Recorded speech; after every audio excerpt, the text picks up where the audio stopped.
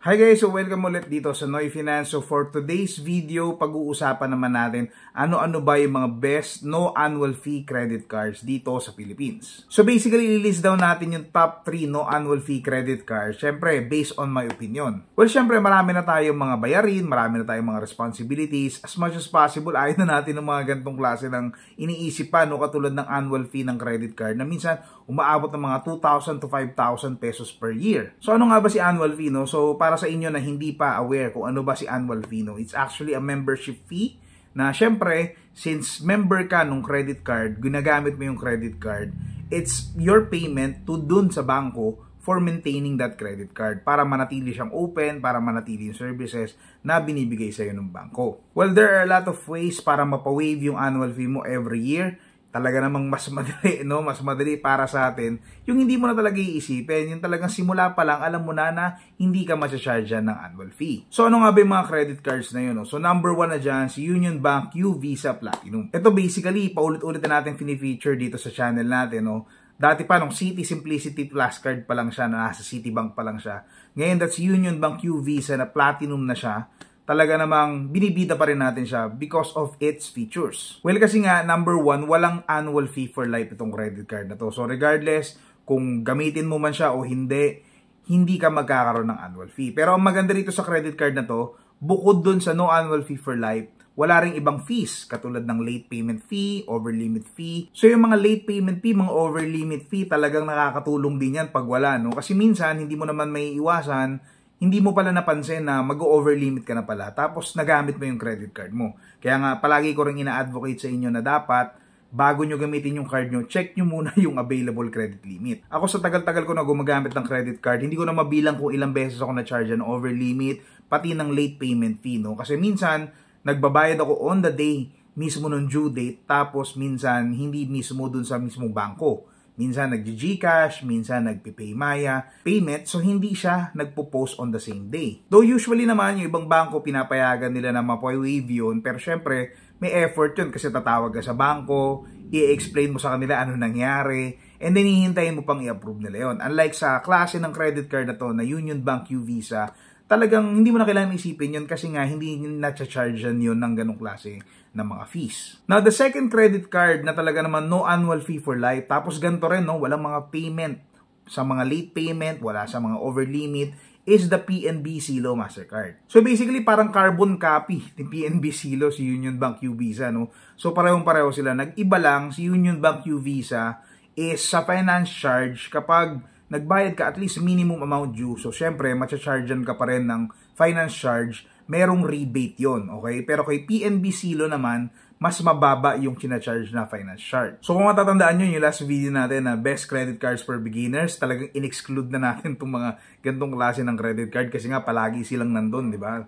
So ito talaga yung magaganda for beginners. Actually, hindi lang for beginners, kahit dun sa mga may existing credit cards na pero wala ka pa ng mga ganito. Union Bank Q Visa, PNB Silo. Kasi hindi rin talaga biro yung mga over limit fee, yung mga late payment fee. Iba dyan, nagre-range from 500 to 1,500. So kung medyo tight talaga yung budget mo, so talaga naka-budget ka strict sa isang buwan, medyo talaga nakakasira ng budget, no, kapag nagkaroon ka ng mga ganung klase ng charges. Pero syempre may mga ways naman to avoid yung mga ganung klase ng charges. For example, yung over limit fee, sabi ko nga kanina, check your available credit limit bago mo gamitin yung card mo para syempre ma-make sure mo na hindi siya lalagpas. Kaya very useful yung mga mobile application ng mga bangko, no? Kasi doon ma-check mo madali mong ma-check kung magkano yung available credit limit mo. Ako nga personally, bago ko gumamit ng credit card, lalo na pag big purchases, nililista ko yan. Nililista ko yung mga available credit limit ng mga credit card ko.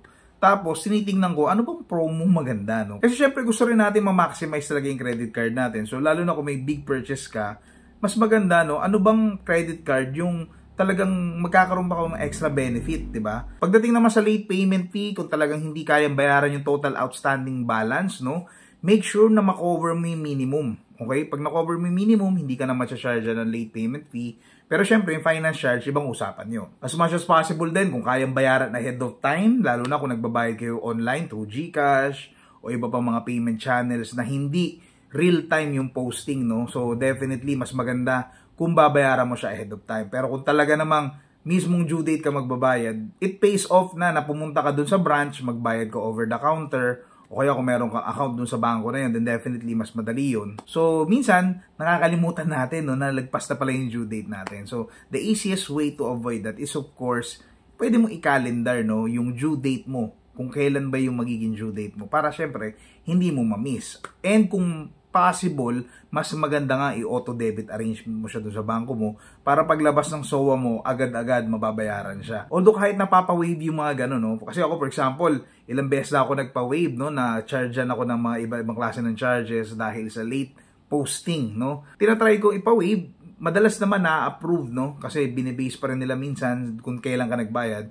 Pero may mga chance na hindi nila na-approve dahil syempre, valid charge pa rin yun. So, mas maganda iwasan na natin yun. The number 3 credit card on our list na wala talagang annual fee for life then is the AUB Easy Mastercard. So, ito hindi na to katulad ni Union Bank U Visa at ni PNB Silo na walang mga late payment fee, walang mga over limit fee. Pero wala rin siyang annual fee for life. Pero kahit gano'n, napaka-unique pa rin itong credit card na to kasi dito ko lang makakita ng credit card na pwede mong piliin lahat. Pwede mong piliin kung kailan ka magbabayad, magkano yung minimum amount due mo, kung tuwing kailan ka magbabayad, like 2 times, 4 times, no, sa isang buwan. By setting the minimum amount due, let's say for example, 500 lang yung nilagay mo. So, meron kang 500 lang na kailangan talagang i-cover. Kung sakaling hindi mo talaga kayang i-cover yung total amount due, para ma-make sure mo na hindi ka matcha-charge ng late payment fee. Aside from that, ang nakikita kong edge talaga itong AUB Easy Mastercard is that nag-earn siya ng points. So basically, napakasulit na credit card din talaga nito ni AUB Easy Mastercard. No? Kasi syempre, bukod sa walang annual fee for life siya, pwede mo siyang i-personalize nga, then nag-earn ka pa ng points. Iba din kasi yung mga credit card na nag-earn ng points, nag-earn ng cashback. Kasi alam mo, nakadagamit mo, meron kang extra benefit na nakukuha. Wala man siya nung katulad nung dalawang credit card na walang over limit fee, walang late payment fee. Yun kasi pwede mo pa rin naman siyang maiwasan katulad ng mga tips na binigay ko sa inyo, no? So bukod dito sa tatlong na mention ko na no annual fee for life credit cards, meron pang ibang mga credit cards na walang annual fee na very sulit, no? Lalo na yung mga under promos ngayon, no? Katulad nila Union Bank Rewards credit card, katulad nila Metrobank credit card, I think Titanium, meron din silang promo na no annual fee. And iba pang mga credit cards na talagang sulit pagdating sa features. At the same time, meron silang mga promo na pwede mo makuha yung no annual fee for life. Pero guys, syempre take note lang no, na hindi naman ibig sabihin na walang annual fee for life yung mga credit cards natin. Eh syempre, paggagamitin lang natin siya kung basta-basta, di ba? So syempre, iba pa rin yung ibang charges like finance charge.